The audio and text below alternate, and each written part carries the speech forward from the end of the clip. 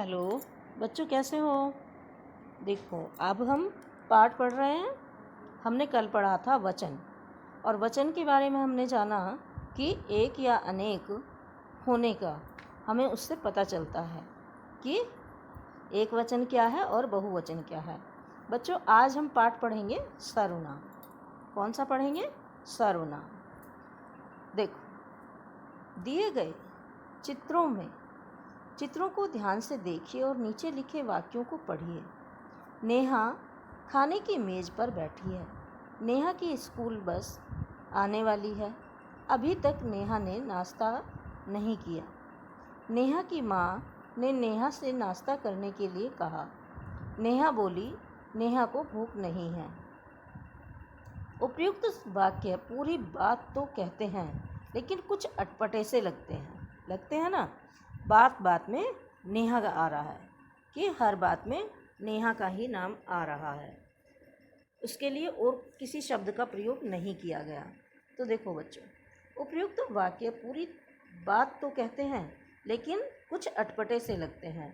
इन्हें किस प्रकार लिखें कि ये वाक्य अटपटे न लगें। इन वाक्यों को इस प्रकार भी लिख सकते हैं। मोटे छपे शब्दों पर ध्यान दीजिए।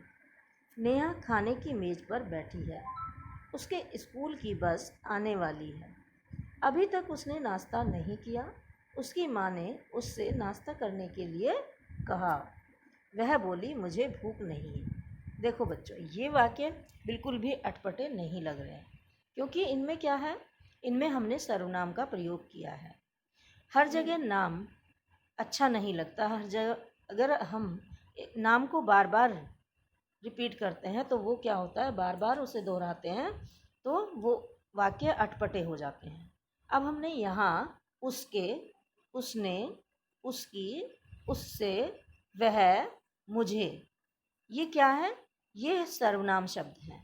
हमने इन शब्दों को यहाँ इस वाक्य में जोड़ दिया है, तो ये वाक्य अटपटे नहीं लग रहे हैं। इन वाक्यों में पहली बार नेहा का प्रयोग हुआ है, दूसरी बार नेहा के स्थान पर उसके, तीसरी बार उसने, चौथी बार उसकी और पांचवी बार उससे, छठी बार वह और सातवीं बार मुझे शब्दों का प्रयोग। इन शब्दों के प्रयोग से वाक्य पढ़ने सुनने में अच्छे और सहज लगते हैं। नेहा संज्ञा शब्द के स्थान पर ये सभी शब्द प्रयोग किए गए हैं। देखो बच्चों, सर्वनाम किसे कहते हैं? सर्वनाम की परिभाषा होती है कि संज्ञा के स्थान पर प्रयोग किए जाने वाले शब्दों को सर्वनाम कहते हैं। अब देखो, आगे पढ़ते हैं। इन शब्दों के प्रयोग से वाक्य पढ़ने सुनने में अच्छे और सहज लगते हैं। नेहा संज्ञा शब्द के स्थान पर ये सभी शब्द प्रयोग किए गए हैं। परिभाषा: जो शब्द संज्ञा के स्थान पर प्रयोग किए जाते हैं उन्हें सर्वनाम कहते हैं।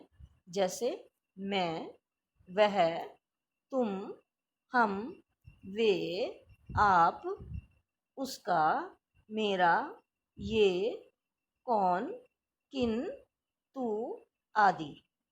ये क्या है बच्चों? ये सर्वनाम शब्द हैं। ये हम अपने लिए भी प्रयोग कर सकते हैं और दूसरों के लिए भी। विशेष: सर्वनाम शब्द दो शब्दों सर्व और नाम के मेल से बना है। सर्व का शाब्दिक अर्थ है सबका।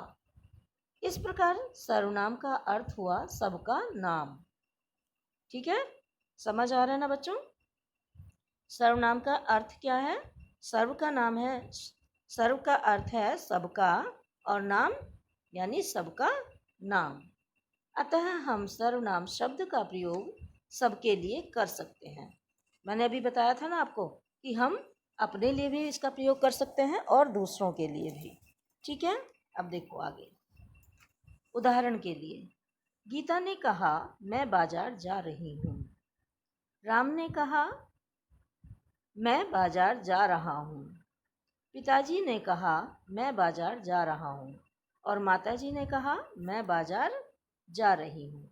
अब देखो बच्चों, इसी प्रकार अन्य सर्वनाम शब्दों का प्रयोग भी सबके लिए किया जा सकता है।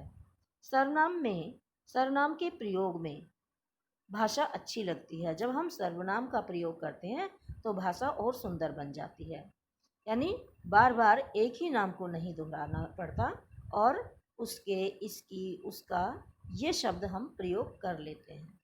सर्वनाम के भेद। प्रयोग के आधार पर सर्वनाम के 6 भेद होते हैं। कितने भेद होते हैं बच्चों? 6 भेद होते हैं। एक पुरुषवाचक सर्वनाम, दूसरा निश्चयवाचक सर्वनाम, तीसरा अनिश्चयवाचक सर्वनाम और चौथा प्रश्नवाचक सर्वनाम और पांचवा निजवाचक सर्वनाम। अब देखो बच्चों, इसमें पुरुषवाचक सर्वनाम।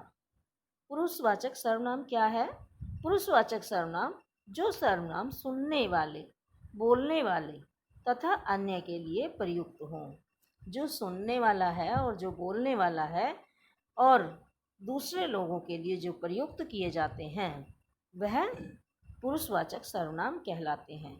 जैसे बोलने वाले के लिए मैं पढ़ रहा हूँ, हम पढ़ रहे हैं। ये क्या है बच्चों?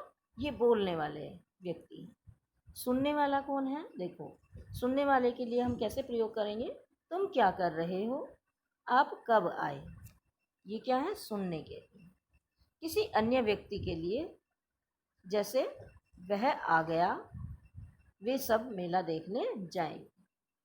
ठीक है बच्चों, ये हमने सर्वनाम पढ़े हैं और सर्वनाम के भेद। तो हमने जाना कि सर्वनाम किसे कहते हैं? संज्ञा के स्थान पर प्रयोग होने वाले शब्दों को सर्वनाम कहते हैं। जबकि सुनने वाले के लिए और बोलने वाले के लिए तथा अन्य के लिए जो प्रयोग किए जाते हैं उन्हें पुरुषवाचक सर्वनाम कहते हैं। ये बच्चों आज हमने पुरुषवाचक सर्वनाम तक तो पढ़ा। कल हम आगे का पाठ पढ़ेंगे। ठीक है, आपको समझ आ गया? आप ये पाठ पढ़ेंगे और अच्छे से इसे ध्यान से पढ़कर इसके चित्र बनाकर इसके भेद लिखेंगे। ठीक है, इसके भेद आपको लिखने होंगे। धन्यवाद।